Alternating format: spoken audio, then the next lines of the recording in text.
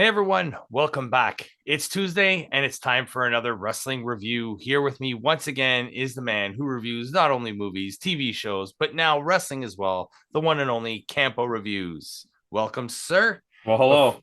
Hello. Before we get started, I just want to let you guys know the grind to 250, it's getting closer. We're only, I think, 19 subs away from is it 19? 19 subs away from 250, guys. So we got 41 or 42 days to do it. So let's make the effort. Click that subscribe, ring that bell for the notifications. Help us out so we can make more of this wrestling content for you guys. So with that out of the way, this review is all about this past Saturday's AEW Full Gear, which was another long show from AEW. Not as long as historic crossover. No, but it was pretty close. Pretty close. Did you watch the pre-show? Yes, I did. Okay, and so did I. So we'll start with the pre-show. The first match, you had the best friends of Trent Beretta, Chucky T, Orange Cassidy, Rocky Romero, and a mystery guest against the factory of QT Marshall, Aaron Solo, Lee Johnson, Nick Camaroto, and Cole Carter. So, do you want me to talk about it? Well, that's the whole purpose of it. The mystery partner, the worst kept secret, right? Oh yeah, well obviously it was the only person from the group that wasn't there. This okay, I when I originally watched the pre-show, I didn't think anything of it. And then like as the night progressed and I thought about the pre-show, I really liked it more and more. This match, first of all, was a good match. It was. And then we finally it was like a coming out party for Danhausen. He was finally, he can wrestle. Yeah. And he was a little bit darker. He wasn't as much of the comedy gimmick. No, he was more like the indie version of Danhausen. Yeah. Or it was like a darker Undertaker-ish type character. Yeah, more of a spooky. He had the jar of teeth and the spike and the. But this is what it should have always been. Yeah. Yeah. But I mean, he is, a comedic character. He can do comedy well, but like you need those dark elements that he has, and he always does the dark elements. You can at least keep him like this in a sense that like when there's a big match, like how Chris Jericho brings out the Painmaker, Danhausen can do this. Because like I'm tired of watching him get his ass kicked. Yeah, and like, he cleared house tonight. Like he came in, cleared house, and got the win. Some of those suplexes are like really high quality shit. They're crisp. Yeah. Crispy. But yeah, I know. Rocky Romero. Never get upset about technically, they build this as chaos. Did they? Yeah. Even though technically it's not really chaos. They also kept saying like, I can't remember. They kept referencing something else, and I was like, that's what they're saying didn't even make sense at the announce table. Anyways. Yeah. But I digress. Decent match. Danhausen gets the pin. The best friends and the rest get the victory over the factory. Next was the Ricky Starks versus Brian Cage match, which had implications. The winner of this match goes on to face All Ego Ethan Page in the AEW Championship Title Eliminator Tournament. Yeah. Sorry. Sorry. Yeah, go ahead. And with the winner of this match, I already know where they're going with this. Spoiler for later in the show. Well, this is for this specific situation. Yeah. I'm glad they put this on the pre-show because this is not a match that needed to be on, especially with how big the card already was. Like, remember we were looking at the card like disappointed? This was one of those matches, and we were like, okay, it's kind of like this is a Dynamite match. It was supposed to be a Rampage match. Mind you, we got multiple other Rampage matches. Oh yeah, in this pay-per-view. Oh yeah, but I digress. And Excalibur dropped a dope one on him. But I digress. And Taz was like, "Oh man." Anyways, it wasn't. It was an okay match. They're setting up two guys that have been waiting for a push. Yeah, and two guys with a higher ceiling than, say, like a Brian Cage. Yeah, Brian Cage doesn't have any ceiling. He's as good as he's ever going to be, and he's still not that good. Yeah. But in case you guys are wondering, it was Ricky Starks that went over. Ricky Starks is going to be facing All Ego Ethan Page and Dynamite tomorrow night, as of this airing, not of the as of this recording, but it's like, okay, so we're not. We'll wait till we get to the end of the pay-per-view to spoil what's going to happen. But in this situation, it's like you have a title match at the end of tonight for the title. Yeah. And should Jon Moxley win, neither of those guys is beating Jon Moxley. No. And should MJF win, because he just won, neither of them is going to win anyway. So the point of this tournament is irrelevant. It's just to push these two guys because, like I said, everyone's been waiting for when these guys are like hometown favorites for Tony Khan, you know? Yeah. Like eventually they were going to have to get some kind of push. They're going to put him on the level of, say, like, I don't know, who's one of Tony Khan's homegrown guys, like an FTR maybe, or like a Darby Allin now, who doesn't matter every Jungle Boy, more like a Jungle Boy. Yeah, but they're both Jungle Boy and Darby Allin have the same thing where they do have high ceilings, but they've already established the kind of wrestler they are, and the type of character, regardless of what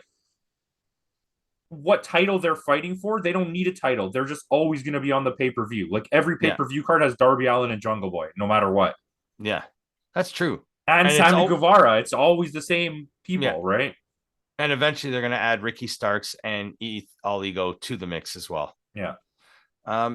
Next was another one of the Kingston. I marked this as the Kingston Tour of Japan, which is Eddie Kingston versus Jun Akiyama. Yeah, so every pay-per-view, have you noticed? Every pay-per-view, Eddie Kingston is facing a Japanese legend. Well, I was about to say, have you noticed that every pay-per-view, the king of the pre-show is Eddie Kingston. Eddie Kingston. He's always on the pre-show. He always closes the pre-show too. Yeah. With a killer, like not a hardcore, but because it's not a hardcore match, but it's like a very heavy hitting Japan, like strong style match, I guess you could call it. And like King's Road, that's what he always says, right? Isn't that his whole thing? That's why he wanted to wrestle June? Yeah. But I mean, he's faced Minoru Suzuki, he's faced Tomohiro Ishii, and now Jun Akiyama. These are three of the Japanese like heavy hitters, like three legit tough guys. Yeah.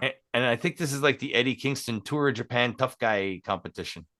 Yeah, this is the thing too. And I would not call this a bad match, but Eddie Kingston is so one note, and I'm just so tired of it. Every match is the same exact match with him. Yeah. Whatever the other guys are doing is different, but he does the same thing. You know, you're going to get 75 chops. Yep. The machine gun chops in the corner. And it's going to be like the guy he's going to fight is going to beat him in the chop contest every time. Mm-hmm. And then he's going to stretch plum someone, and there you go. He's going to do the wobbly leg bit. Yeah, exactly. It's just Sean Kingston, fuck. Eddie Kingston is a guy that just there's no more growth left in him. No, this is kind of what he wanted to do as his farewell tour, I guess you can call it. Like I don't see Kingston having more than 2-3 years left in him. I don't really know time wise, but it's funny especially that you said that because it's like he knows that any chance he has of being on TV at this point has been pushed to the limit. So he's trying to get in all the biggest matches he possibly can now because he's eventually just going to become a side character on AEW. Yeah, all his dream matches. And I don't mind him closing off the pre-show with I'm fine with it. Yeah. As long as it's not on the main show. Yeah, I'm fine with that. And then the promo he does at the end too. He does they only tell me I got 2 minutes left. So here's this match. Like, okay, I gotta go now. They're telling me to wrap it up. Yeah, that was so weird. I don't know what the hell that was even about. Yeah. But with that, we go out of the pre-show. Eddie Kingston goes over again. We head out of the pre-show and then into the main card. As the pre-show is going off the air, we see the cage being lowered. So we know the first match of the night is Luchasaurus against Jungle Boy. Good match. Jungle Boy. Sorry? Good match. It was a good match. Jungle Boy, he's bleeding early. Luchasaurus dominates as he should. The only thing I didn't understand was I thought if you exit the cage, the first one out of the cage is the winner. No, I don't think it was a get out of the cage match. It was It the was cage was pinfall. just there to keep Christian from getting in, I Okay. guess. Like it's one of those kind of deals where it was like to keep Scarlett Boudreaux out of the ring, even though Yeah. she pepper sprayed him anyways. Yes. Um, Okay. but yeah, it was like you have nowhere to go. You're stuck in here with me, kind of Okay. That's situation. it's more of like a traditional like Yeah, yeah. I want if you have to do an escape out of the cage match, I vote to bring back those traditional old school the cages. blue So bars. we know the difference between when we have to escape out of the cage and when we don't. That's true. Or make it Yeah. Hell in a Cell, right? Add a friggin' roof onto the top of it. But I mean, then they can't jump off the top of it, and we all know Yeah. AEW wants Loves people that. to jump off the Yeah. top of it. Because Um, that's exactly what Jungle Boy did in this match. then that was awesome, and Yeah. he bled like crazy, and it looked awesome. Mm-hmm. There was a lot of great comeback moments here. This match actually told a really good in-ring story. Yeah, because just when you think Jungle Boy was coming back, Lucha would stop him in his tracks. Like out of nowhere, the guy would just get up and pummel him, and it was Yeah, crazy.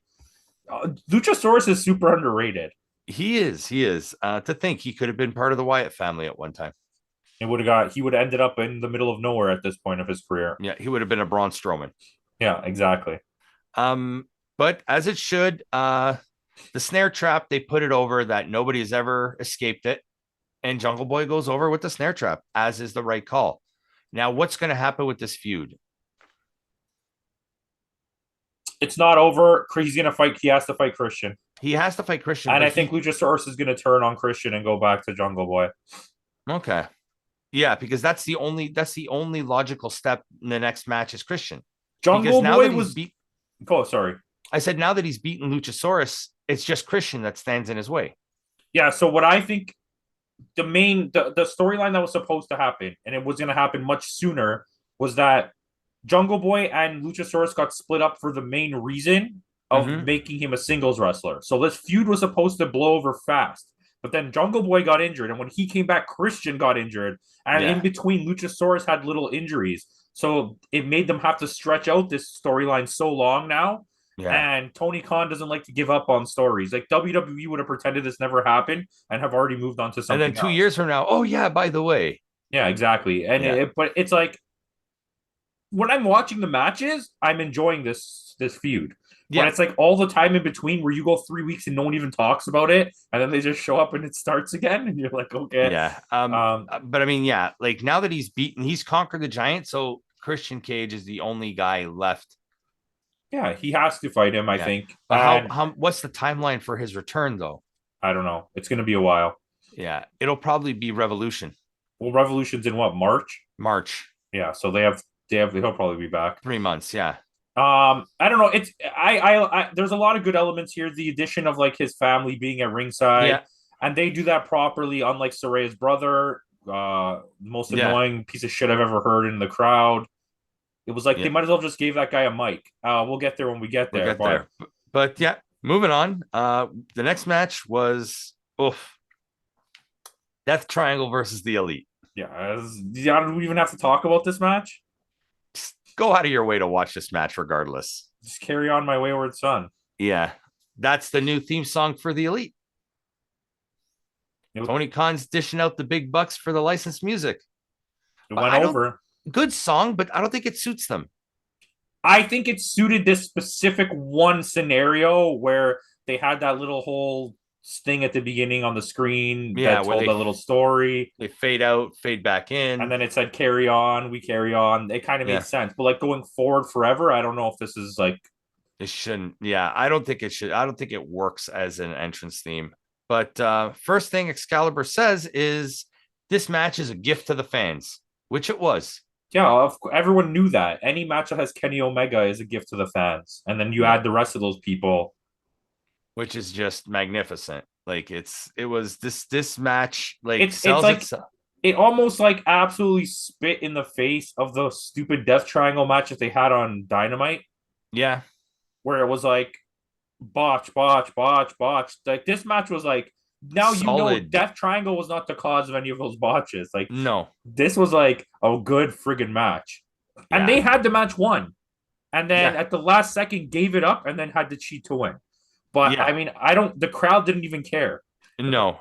Pac looks like he broke his nose. Yeah, which is normal. Yeah. AEW's whole new thing is just people getting their noses broken.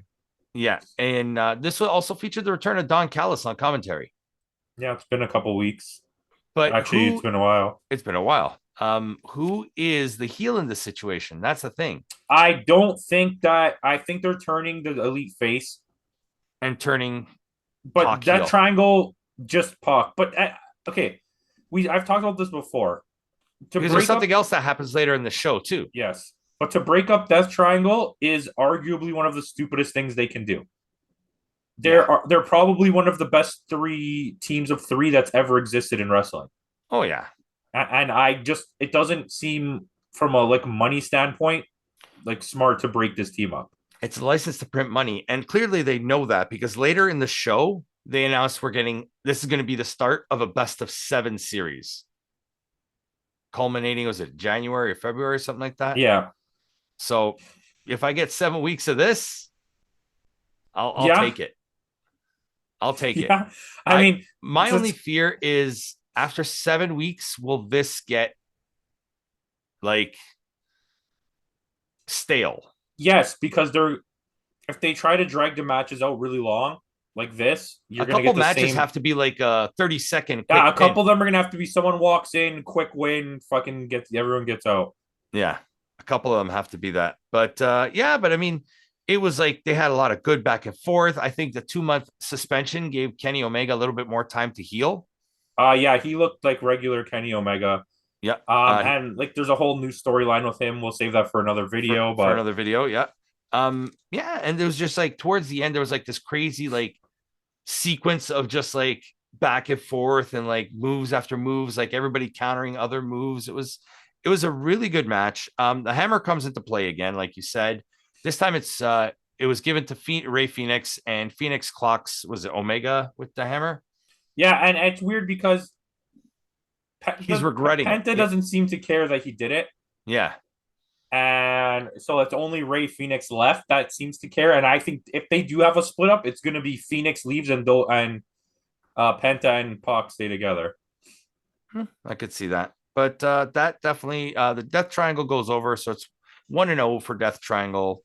Most likely the Elite will get the next win. And now are all 7 of these matches for the belts? They didn't mention that. I would imagine whoever it's going to go 3-3, and then the 7th match it'll be for the belt. I could see them also doing it for the belts at like there's one event going on Fyter Fest. So I could see them switching the belts at that one, and then the final matches for the belt as well. Maybe. But we'll see. We'll see where this goes. So we go from this really great high to a low. The next match was Nyla Rose versus Jade Cargill for the TBS championship. And I want to very clearly state this because I'm glad that you feel the same way. None of this was Nyla Rose. Yeah.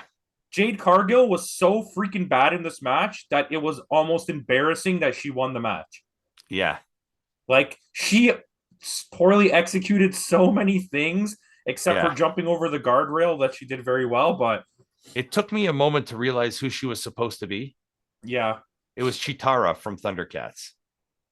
Well, she went through the effort to put like 2 spots on the side of her leg. So yeah. So, but I mean, I even put it here. Not a good match. I think this is going the way of like the Brit Baker, Jamie Hayter. Marina Shafir is getting the next match. And I think Marina Shafir is going to beat her in the next match. But see, you know what makes that hard for me to believe? Because I already thought she's lost to her already. And she got demolished by her. Yeah. Which was like bad booking because you're supposed to be making Marina Shafir look like she's badass. Yeah. But then her and Nyla Rose are supposed to be like unbeatable level female characters. Yeah. Yeah. And I think it's going to tell the story of that Shafir's been training and training and training. This is going to be a fight, blah, blah, blah. Yeah. But you could see in that match, Nyla Rose tried her best to carry it and just couldn't because Jade Cargill missed a few kicks. Mm-hmm. And it got to the point where Nyla Rose had to start just selling nothing because if she didn't, the match was going to look terrible. Really bad. Because she was missing all kinds of shit. Yeah. Towards the end, too, when she missed that pump kick. Yeah. Yeah. But not a very good match. And it went a little too long. It was the shortest match on the card, but it went 8 minutes. Yeah, and I understand that they're really trying to protect Jade, like what they did to Wardlow in the beginning before Yeah, they let Wardlow start having real matches. But Jade just not doesn't seem to be progressing. She's hit yeah, like a stale. She kind of Anna Jade it, where Anna Jade started really getting better, and then lately Anna Jade's just like leveled off as this yeah. one note character. I think Anna Jay is wasting away with the JAS 100% because their uh Ty is getting all the attention. attention for as a female character from that Yeah, group. yeah, and because they didn't want to split Ty and Jay again, so they put them. They never should have split them to begin with. Just because Ty is married to Sammy, they should have said no to this dumb storyline of them joining together. But it was Sammy that wanted the storyline. Yeah, and Sammy seems to get anything he wants in this company. So Yeah, because talent that should be on the show, such as Andrade and them, are gone. Not gone from the company, but not technically suspended. yeah, So it's always everybody else's fault, but never Sammy's. Speaking of Sammy Guevara, the next match, Sammy Guevara versus Bryan Danielson versus Claudio Castagnoli versus Chris Jericho for the ROH Championship. First thing off the bat, I noticed no Tay Conti outside of the ring. that's a plus. That's a plus, in my opinion. When Tay Conti's not at ringside, I find Sammy's in-ring work is a little better. I mean, in the last three matches that has led up to this point, Sammy has been amazing. Yes. And I won't say he necessarily had growth as a wrestler, but in terms of working with the people and like as a character, he's gotten a lot better in the ring. Yeah. He's still doing the same moveset, right? But it looks good. He has a good moveset. But now he's not breaking those moves in the middle of a sequence to go and make out with his wife at ringside. Yeah. And this match was great, like legitimately great, except for one thing for me. Which was? They went full Eddie Kingston again, where the uppercut shit was getting so annoying. Like, just stop. I don't need to see you uppercut each other 57 times. It's not cool. Like, just stop. I came here to watch a match. And those uppercuts don't even look like they're doing anything, but you just keep doing them. Yeah.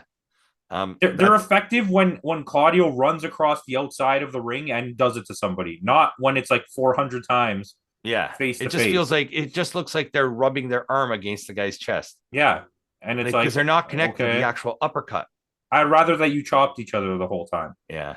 Danielson was the first one to turn on his teammate. Yeah, but they're fighters. That's what they do. And it, to me, especially when the match started, it felt like a tornado tag match. Like they were paired off, but they were both fighting. And that's immediately what I didn't want. And that's exactly what happened.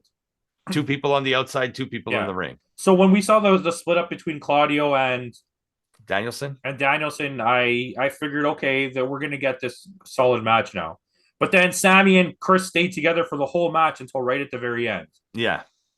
Which you would think that but it was good storytelling. Yeah, it was. And it really was. Even Jericho says, Sammy's going to be a future world champion, but just not today. Or not just that wasn't going to happen. If anything, it was going to be Danielson. Yeah, and I thought that could have been like a huge emotional moment. There should be Danielson versus him at Final Battle. You think it's going to be Danielson? I think it should be where Danielson finally gets the win. Danielson should be the Ring of Honor World Champion, especially because he's completely void in the championship, any championship picture. Yeah. Which could lead to a Danielson Wheeler Yuta feud.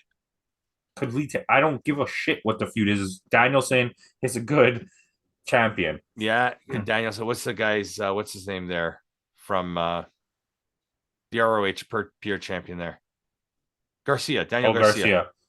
But it's like he was a face of the company. He helped create that company. Yeah. So it only makes sense. He's a huge name. Yeah. And having him and Jericho on a card is going to sell tickets. And finally, Danielson getting that win because all he's done is lose to Jericho. Exactly. So that I'll take it. Obviously, and that's good storytelling. It is. It's like the Kenny Omega thing where he kept losing to Okada and then got the win and finally won the championship. Yeah, absolutely. So going on to the next match, there you go. It's your favorite, Saraya versus Brit Baker. once again, in a Nyla Rose and Jade Cargill fashion, without the botches, this match was not good. Nope. I was Um, expecting more from Britt Baker.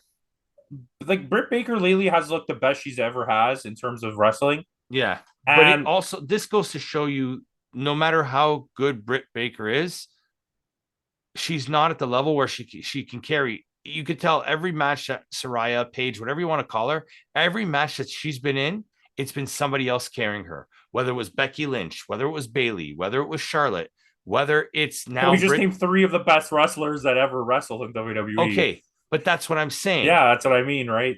So when you put her up against someone like Britt Baker, who cannot do the same type of carrying that those three can do, it's going to be a sloppier match. Yeah, and it's weird because I was thinking about this before, and it's like it happens in the Tony Storm match as well, which I might as well just talk about it now, not the match. But Yeah. neither one of them has any rope abilities. They can't use the rope work. They Yeah, they can't can't jump run the off the ropes. top of Yeah. the ropes. So when you're watching it, it's a very straightforward like hoss fight, but just between two women, and neither one of them are hosses. So you're like, what's the point of this? And Saraya looked really rusty. Yeah. Clearly, We knew they're making the fact that it's her first match in 9 years. we knew that this was going to happen. Yeah. Um, We called it that she was and going to then go what over. happens later, like it's just all made sense. It's um, Britt Baker should have beat her Yeah. before they gave Saraya the win, right? Because Yeah. like I think that's better storytelling in terms of wrestling, but I don't know. Like Britt Baker did what she could, but she's not a Yeah. match carrying type of wrestler. She's not in Not a yet, class at with least. Hater or Storm. Not yet, at least. She's great on the mic, clearly, because Yeah, she's a great person to have in a faction. Is why they work so good. yeah. I'm not really sure what Rebel does, but she's there. Yeah. Which she wasn't there this time. She came out for Tony Storm. Yes, but she did at the end. So, but yeah, I mean, we called this. Saraya goes over. We knew that was going to happen. And the brother was annoying as shit. Yeah. Like why was he so loud on the pay-per-view? Like you could hear every word he was saying for like 5 minutes. They probably mic'd them. Yeah, you think so? They probably mic'd them. Come on, sis. Yeah. Come on. I was like, holy crap, shut up. Yeah, they probably mic'd him. $20 says he's going to be on an episode of Dark soon. Oh yeah, for sure. Yeah. Or Elevation or something, because they wouldn't have given him that much screen time if they weren't going to not sign him, but like it's just too much. It's too much too soon for this character. Yeah. I don't appreciate the way that it's happening, and I'm tired of her talking about herself and thinking that it's a face thing to do. No, when you talk about yourself, that's egotistical and that's a heel trait. Yeah, and it's like if you ever see her on even on her own social media like talk, that's how her normal she thinks she's better than everyone. Yeah. Like the whole this is my house, and Britt Baker. WWE wasn't even your house. You got dominated for the longest time before you got injured.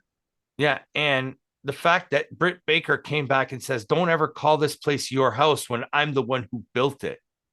Yeah, no kidding. And it was supposed to be a heel face promo, and Britt Baker comes across as the face instead of the heel. Yeah, which was weird because in this match, she was playing the heel.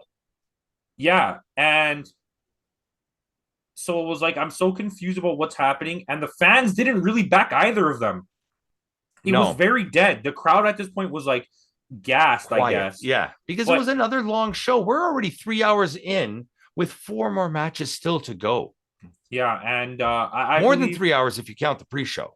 Everyone's energy only got wasted on match 1, 2, and 4. Like that was everyone's energy gone. Yeah. And then Saraya, like we called it, Saraya goes over.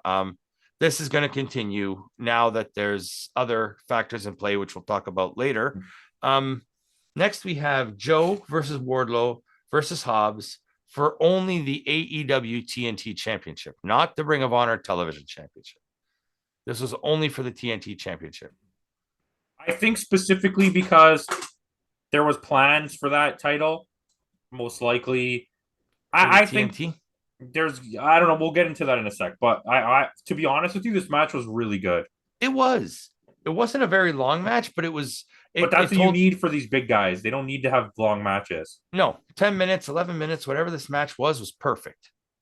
Perfect for Which that. this is like that's good booking. Like New Japan would have had these three big guys wrestle for 25 minutes, and it would have been such a bad match. Because they'd be gassed. Yeah, Someone like Hobbs cannot, like, that's why also they put it in a three-way.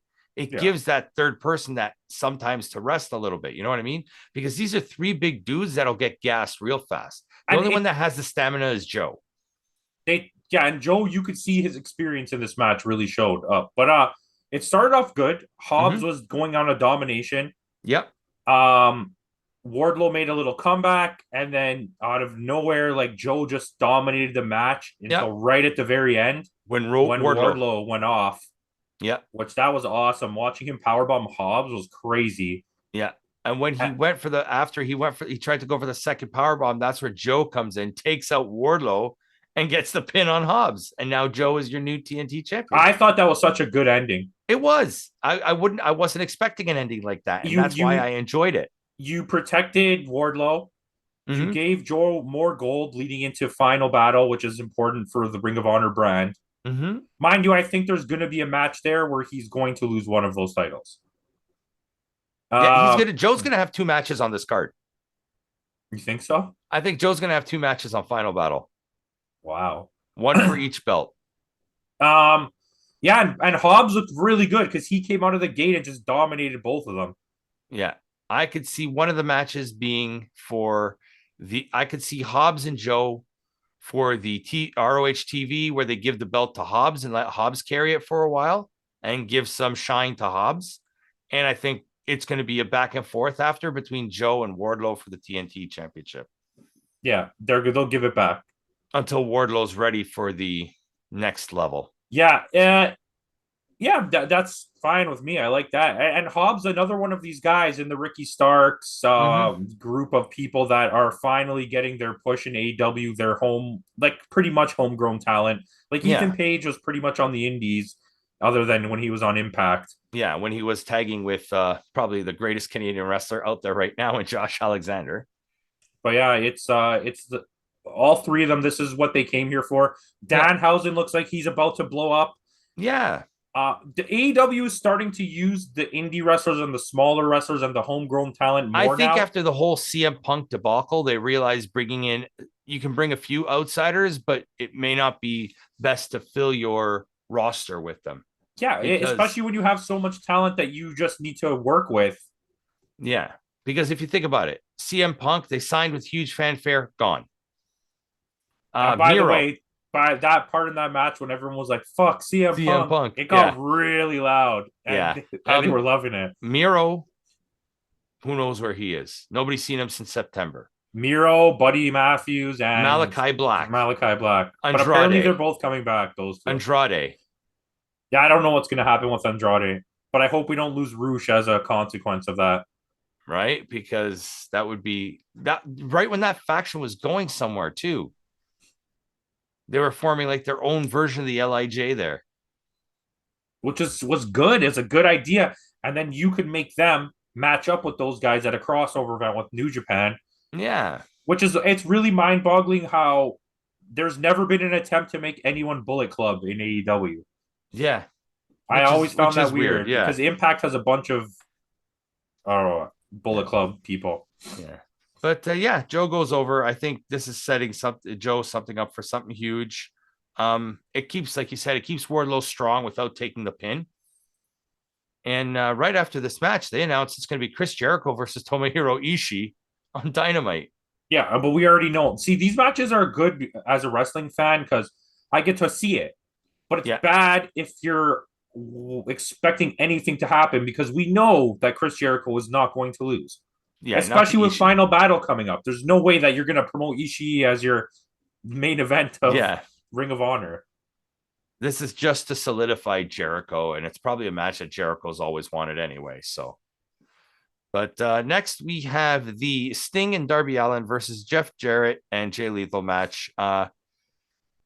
This is basically they had Darby and Jay Lethal in this match because it was a Sting versus Jarrett feud. The one that never got finished in WCW. It was a pretty good match. Like, I mean, Jarrett, like, he surprised me. Like, I mean, Jarrett just knows the same idea as Sting. Mind you, yeah, he's a lot more mobile and still has like a pretty solid wrestling ability, yeah, because we saw it on the Ric Flair match. but he knows how to put people over. That's what he's there for. Yeah, absolutely. And it turned out to be a really good match. Like, it was kind of one of those all over the places. Like, there was a really cool, like, when Jay Lethal went for the lethal injection where Sting just like countered it into the Scorpion Death Into a Drop. Scorpion Death Yeah, Drop. yeah. So it's like it was a crazy all over the place match, but it worked, like, because Okay, that's when Darby. when Darby jumped off the ladder from the top of the stage and Satnam caught him and Yeah, carried him in the crucifix hold all yeah, the way to the ring and then threw him in across the thing onto the yeah. walkway. But then Sting got Satnam in the Scorpion Death Drop as well, and kind of took him out of the match too. So it's like you take that factor out. Basically, there's a whole bunch of chaos. All of a sudden, there's a coffin drop. Darby gets the win, which is good for Darby because Darby needs that win. Like, he needs more This more wins has for Darby is not a bad thing. yeah, and no, this match didn't make anyone look bad, Nope. but it's Darby Allin really needed to have a good match because all of his last couple matches have been the same match. Yeah. Minus And one had a coffin in it. yeah, where this one showed him off a little bit better. And this is the right way to use legends. Exactly. They This is weren't the focal point of the show, they were and there, they but worked. Listen, you're Jay Lethal, Sting, and Jeff Jarrett in a match with Darby Allin. Like, if that's not helping someone become a star, then I don't know what is. it really showing the support that these legends have for Darby Allin. Yeah, what Jay Lethal can do for anyone's career is mental. Yeah. So speaking of which, where's Scorpio Sky? Is he hurt? He's been gone for a very long time. Yeah. But yeah, because he was part of that too, wasn't he? I don't even remember when he lost to Wardlow. Was it Yeah. Wardlow? You haven't He seen him he, he since. never came back. Yeah. Interesting. But yeah, Darby gets the win as he should. That's the only choice to get the win in this match, I think. But yeah, it's not a long match either. It was like 10 minutes, 11 minutes, whatever it was, and it was perfect for what it was. And it went outside the ring, and that's what people like, and it Yeah. was exciting. Next we have our AEW Women's Interim Championship match. I hate the fact that they put interim on there. Yeah, Just call them the champion, and then It's when the actual champion comes back, then have a unification match. it's weird because it's kind of like shitting on the person who has the title. Like, you're not really the champion. You're Like, just holding it Tony until Storm has been the champion almost as long as Thunder Rosa was. yeah, yeah. So, but yeah, and both first thing I mentioned was both of these women are young, so they got a long career ahead of them if they can stay healthy. What is it? They're going to be, I think they're going to be both are going to be multiple time champions. They're going to hold this belt many, many times. Tony, again, busted nose, just like Pac had. And I think that you're right. That's the AEW thing, is the busted nose. Yeah, and it just works. Yeah. I Like, really and when she enjoyed got hit in this match, I never really saw the Pac one was like outside of the ring, right? When Tony Storm got hit in this match, blood just like sprayed out of her fucking face. It was crazy. Is a pretty cool visual. This was a really good match in the end. Like, there was like everybody kicked out of like 3 or 4 finishers till finally. Yeah, and the Chris Jericho match kind of made it weird because between that and also Luchasaurus, there were so many like multiple kickouts in a match already that Yeah. by this time that kind of fatigued me. And also, as good of a match as this was, because it was really good, the crowd was not in it. Yeah, they were tired by this point. Yeah, and With 2 matches still to go. Yeah. but it was such a good match. I Such a good think match. if you swapped positions with Saraya and Britt Baker and Jamie and Tony Storm and had a little bit earlier, like if you had that match right after the Jericho match, the crowd would have still been hot. This would have destroyed. Yeah. If you put this match third, in between and move the Nyla Rose match, and you had those 4 hot matches in a row. Holy crap, the arena would have been dead after Yeah. that. Then you would have had that little bit of a lull after like because then you had Joe and the 3-way, then you had the Allen match, and then you would have had that break with Saraya and Brit Baker where the crowd can come down a little bit, get a bit of a rest because nobody was really invested in that match, and then go on to the next match, which was Swerve and Our Glory against the Acclaimed. But before we get to that, new women's champ, Jamie Hayter, well deserved. Hey, don't say we didn't want this. Like, this is we're living my dream at this point. Not only did Toni Storm get to be champion for a while, now Jamie Hayter's champion. You're talking, which I'll be honest, I didn't think they would have pulled the trigger this soon. I'm happy they did because maybe it leads to a feud. Yeah. Like a longer running one. And like, they even said it in this match. When you think of the women's division, you think of Marina and Jade Cargill and Nyla being like the strongest wrestlers. Jamie Hayter's so powerful. Like her everything she does has such force. Both of these women do everything with so much force. It's the opposite of someone like an Alexa Bliss. Yes, and it's like crazy because a lot of the other women's wrestlers, even in AEW, they have matches and it's like fluffy, whatever, who cares matches. And WWE suffers the most from that. Yeah. And then especially with like some of the smaller women, like I said, Bliss, Liv Morgan, like but these guys went so hard. And we're not going to sit here and talk about them like they're huge. They're not very big. They're not big women. And it was such a well put on match. And it was huge. This is how you build a story. Yeah, absolutely. We live together. We hate each other now. I don't know why you hate me. And then it was this huge blow off in this match of just them beating the crap out of each other. Yeah. With a new champ, a champ that nobody saw this one coming. Everybody seemed to want it in the arena. And every time it didn't work out. And then you thought Toni Storm was going to win. Yeah. And then after you're like, oh, with the belt, the whole belt thing. And then like a lot of these, like I've been thinking too, like a lot of these predictions that you and I made 3, 4, 5 months ago, a lot of them are starting to come to fruition. Because it's not to say that we're good at this, but it's just smart booking. This is logical. How you would want to do it's logical booking. Yeah. But the dumb part of it is they're going to build this up to 2 British wrestlers fighting, and it's going to be Saraya and Jamie Hayter. Yeah. And they're going to give Saraya the title. And we're going to be that's where Brit Baker is going to win it back from her. I think so. Or either that or we're going to get a ridiculously long run of Saraya being garbage. Uh-oh. I'm not looking forward to that. But before we get that, let's move on to our co-main event, basically, which was Swerve in Our Glory against the Acclaim for the AEW Tag Team Championship.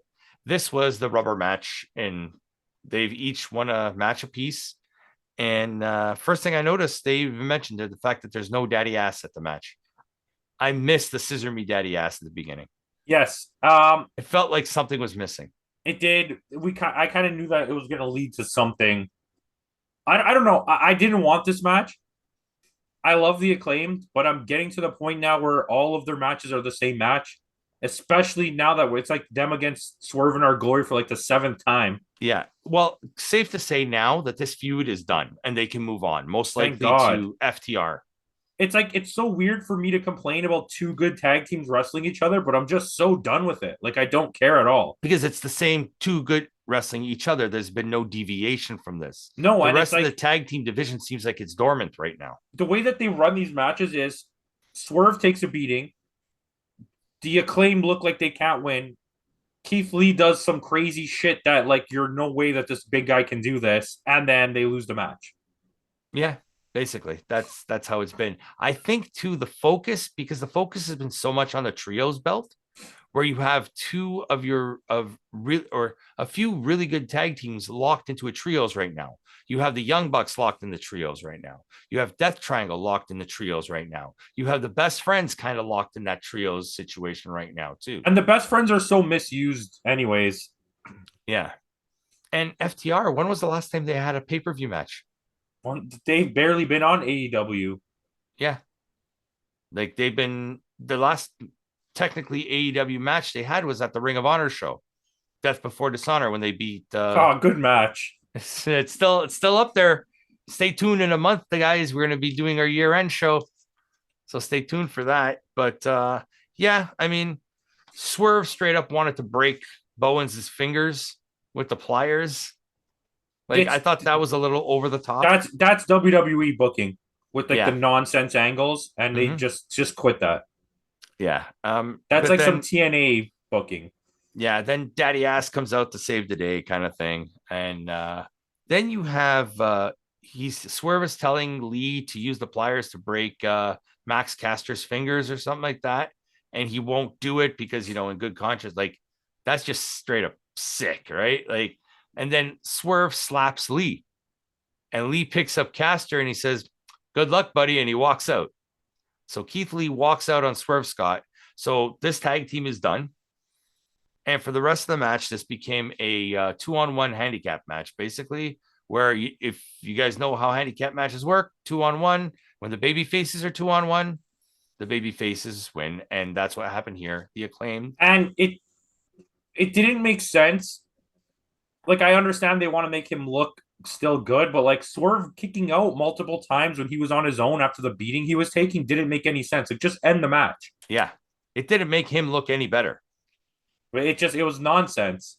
It would have actually made him look better if he gets beaten, doesn't kick out, and like, yeah, this guy really took a beating. Like, he messed up. This match was okay.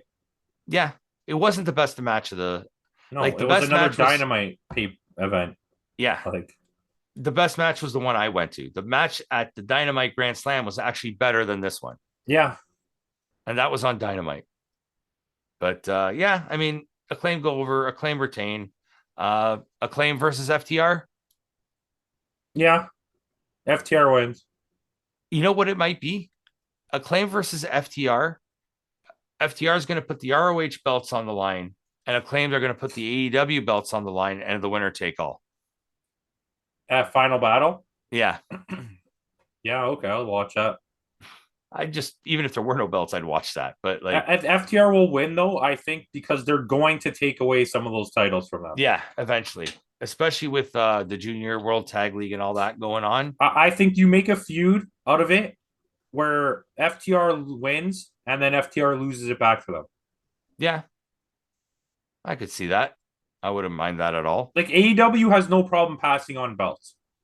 Yeah, because FTR definitely is going to be defending the IWGP tag belts at Wrestle Kingdom, which we still don't know their opponent. Most likely, it'll be the winner of the World. There's going to be some good matches. Yeah, the first night was Monday, so yeah, I don't know. It's a thing. There's a thing in the thing. Yeah, I'll be watching a lot of that over the next few days for sure. But yeah, I mean, Acclaim retains.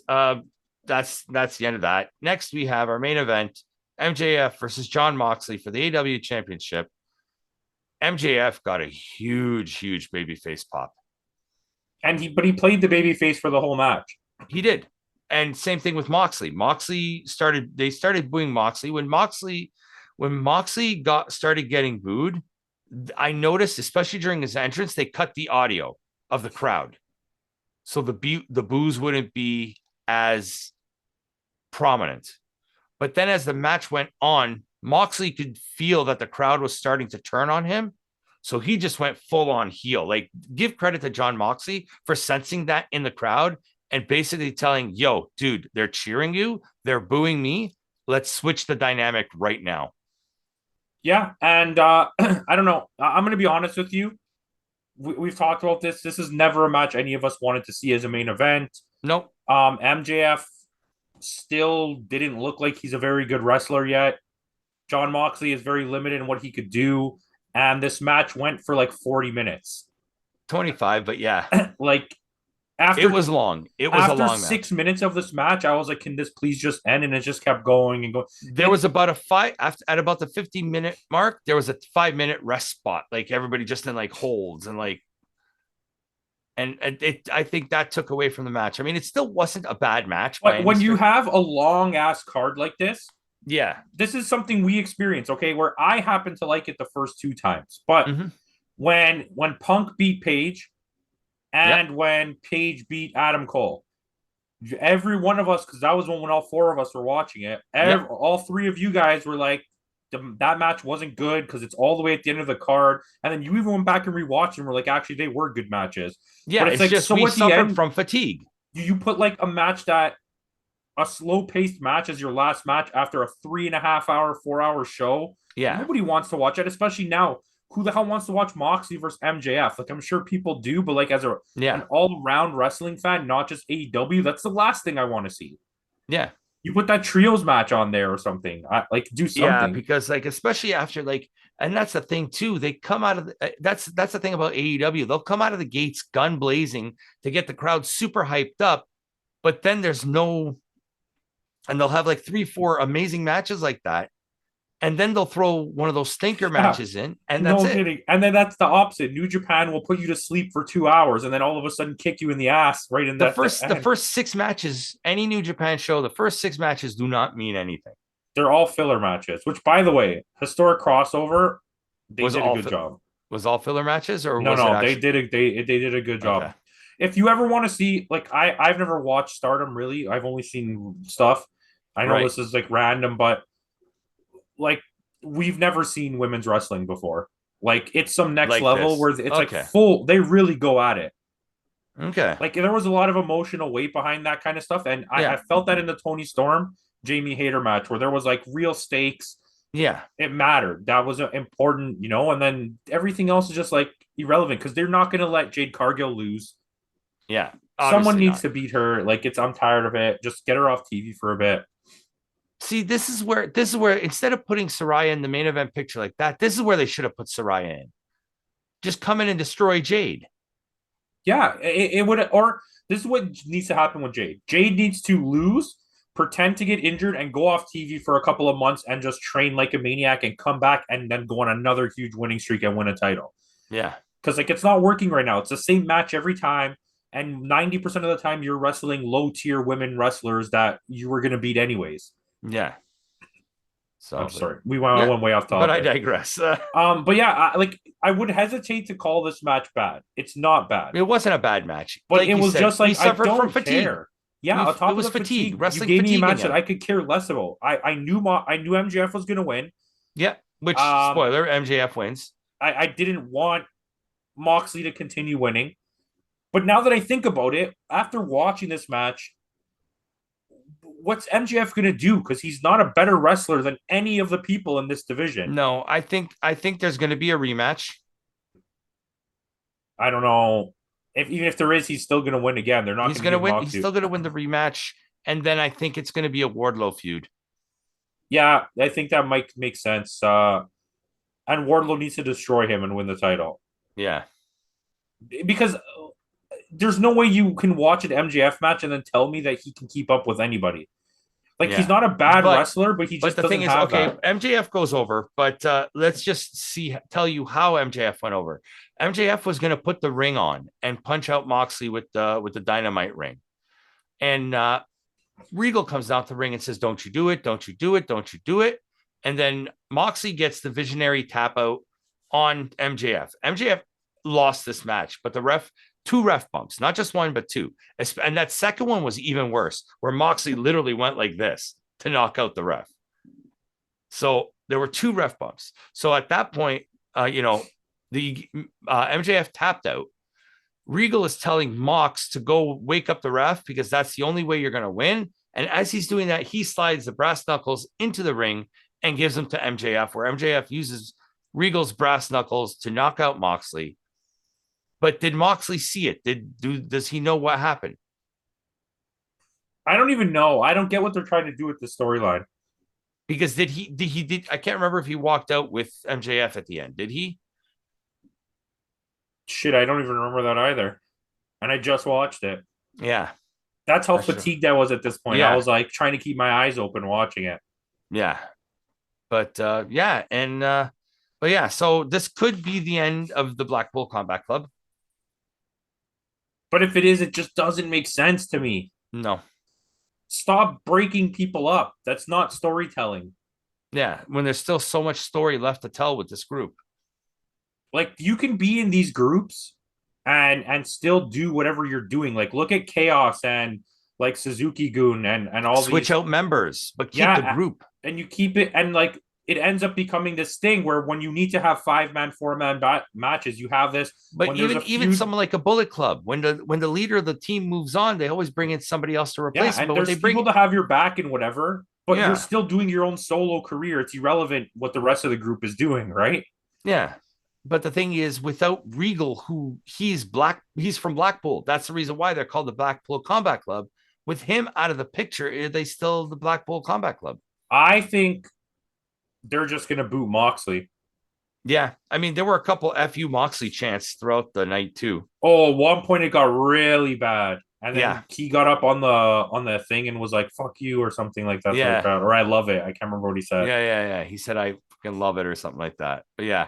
And that was your show. Regal turns on Mox, gives MJF basically the championship match, and show goes off the air. Thoughts? It was a pretty good pay-per-view overall. It was. It wasn't a bad show. I just think that in the grand scheme of rating it, it's going to lose a couple points because of those two terrible women's matches. Mm-hmm. Well, one terrible one and one whatever. Yeah, but definitely, I think we agree the worst match of the night was the Jade Cargill. Oh, for sure. It's not even close. And I think we also agree on the fact that the best match of the night was that trios match. Yeah, I agree also on that. See? Yeah. That's fine. It's a tough one too, because like I said, those last two matches were not bad. But at the point that we were at, that's not what I wanted to see. Especially with such good matches at the beginning of the show, to compare it to, those matches can't compare to those shows. Yeah. Or those matches from the beginning of the show. We're going to end up reviewing historic crossover. And I think I won't give you any spoilers, but I think the way that you're going to view it is like the kind of experience you want, where you got to the end, you were like, oh, I kind of don't want an all-female main event. Yeah. But then the build up to what's happening as soon as you get to getting there, and it was just like a great event. And then this was like so good. Yeah. So for you guys who are wondering, the review for Historic Crossover will be out. Don't worry about that. Just not sure when. Also going to do a special video this coming Saturday. This Saturday is Survivor Series. So join the four of us, myself, Campo, Putty, and Caps, making his return to the show. We are going to be talking about our favorite Survivor Series matches, moments, just everything Survivor Series this Saturday. So join us. It'll drop right before the pay-per-view at 6 p.m. So go watch that and then go watch Survivor Series and then join us next week for our Survivor Series review. So final thoughts. Would you rate this show, Campo? You had to go first. I gave it a 7.4. A 7.4? Yeah. It was a good show. Too long. Lost a couple points from the women's match and the length. I got to go higher. Yeah? 7.6. Okay. That's fair. It's like, I mean, it's not much different, but spoiler alert, I did rate this show higher than I did for Overdrive, even though Overdrive was a good show as well. Oh, did you give a rating to Overdrive? Yes, I did. Okay, then we'll talk about that in the we'll drop a rating in the New Japan episode just to add it to the list. Absolutely.